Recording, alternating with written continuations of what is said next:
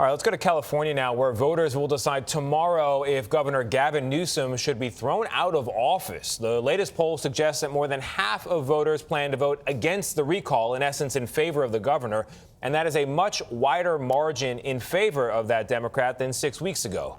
President Biden will campaign with Newsom at a rally tonight, and our Major Garrett is in California, where the governor is lumping his opponents together under a single name. We will defeat this Republican-backed recall on Tuesday.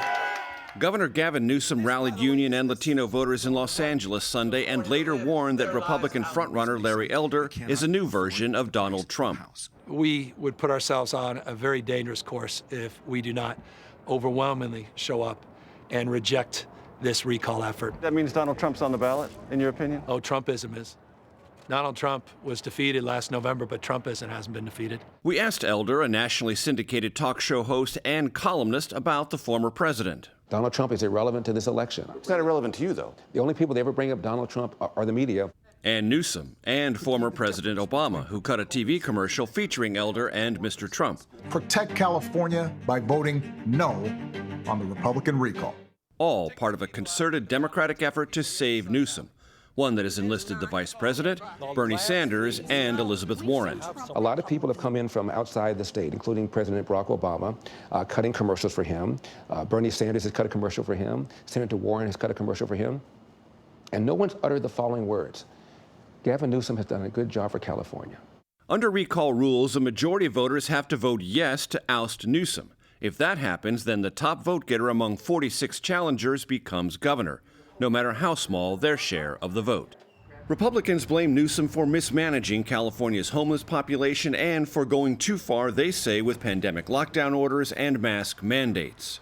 First day, I'm going to repeal any mandate for state workers that require them to be tested and to wear a mask at work. I don't believe the science supports that. So that mandate will be repealed before I have my first cup of tea.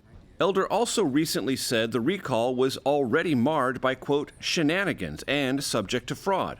But when we raised that with Elder, he seemed to back off. So many people are going to vote to recall him. It won't matter what kind of shenanigans, if there are any, that take place. Republican rivals Kevin Faulconer, former two-term mayor of San Diego, and self-funded businessman John Cox, who lost handily to Newsom in 2018, accused Elder of scaring off voters with baseless claims of fraud. It's a dead end, because if you tell people their vote isn't going to be counted correctly, they're not going to vote. Claiming before the election's even over that it's going to be stolen is wrong. There's absolutely no basis for that at all. And Major Garrett joins us now from Los Angeles. Major, good morning to you. I believe this is effort number 6 on behalf of Republicans to recall Governor Newsom. First one to go to a vote. What made it different?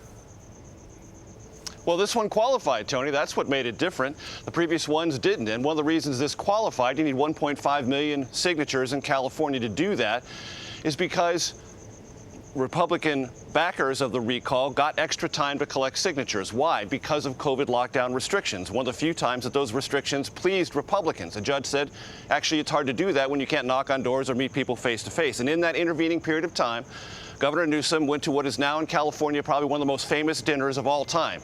He went to a place called the French Laundry in Napa, an exclusive, some might say elitist restaurant. He did so with lobbyists, he didn't wear a mask, and he wasn't socially distanced. At the very time, he was urging Californians to stay home, wear masks, and socially distance. Many voters here have told us that act of hypocrisy drove them to sign the petition to bring us to where we are now, where he faces a potential recall.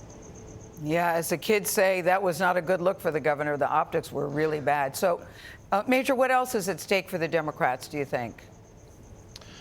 California Democrats tell us a couple of things. Minimum wage, abortion, the entire progressive agenda dealing with climate change and taxation in California is at stake here. National Democrats see broader implications. They see the governor's closing argument emphasizing two things as a potential template for the 2022 midterm elections. What is that template?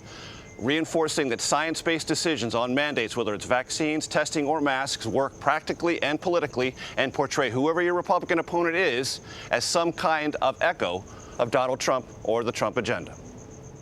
Well, they say it all depends on turnout, as it always does. We'll know tomorrow. Thank you very much, Major.